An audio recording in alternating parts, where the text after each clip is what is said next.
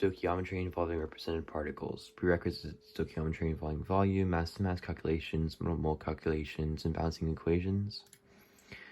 Alright, to kick this off, as we've gone through, each element has different molar mass, and each element has the same for every mole equals 22.4 liters. Well, for represented particles, it's 6.02 times 10 to the 23rd, and that's saying how many particles is in each mole.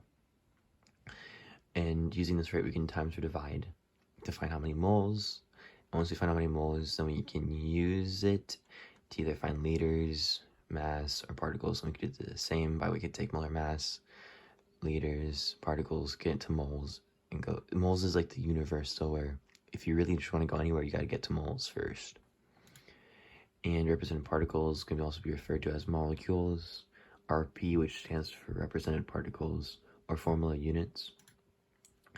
And then similar to how 1 mole equals 22.4 liters, 1 mole equals 6.022 times 10 to the 23rd particles, and it's usually just rounded to 6.02. Alright, for our first equation, we'll put 50 grams of H2O into molecules of H2O.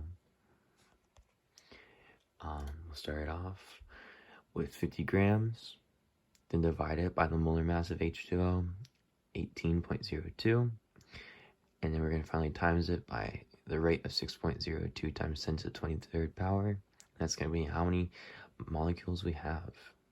And as you can see, they're crossed out for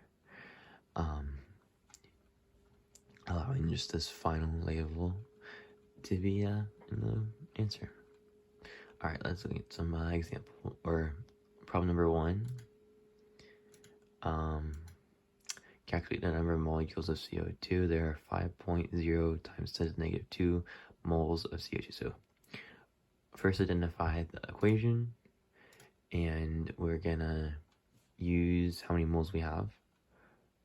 We're just going from moles to molecules, right?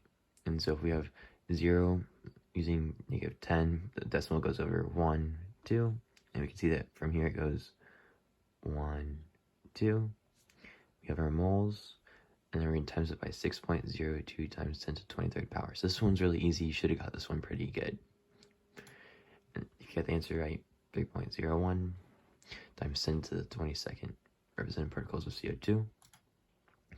Alright, second problem. How many molecules of calcium carbonate, CaCO3, are there in 35 grams of calcium carbonate? So we have our given right here. Go from grams to molecules. So we start with our grams, 35.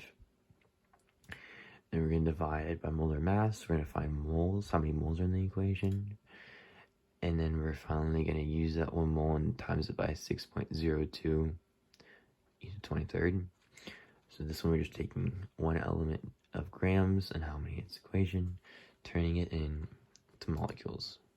And the correct answer for this would be 2.11 times 10 to the 23rd. And molecules can be replaced as formula units and RP, or represented particles. It all means the same thing. As long as what you're told in your equation matches your answer, it's okay. For the third problem, convert 20 grams of Cl2 to molecules. Start with our given, 20 grams. Divide it by molar mass, find how many moles. That's going to be our mole rate.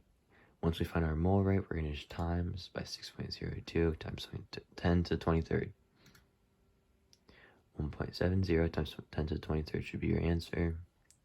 As you can see, we're given, divided by molar mass, find moles. Once you have moles, you're going to times by 6.02 to get molecules. So it's just a standard scientific unit for measuring how many molecules are in each mole. And that's the end.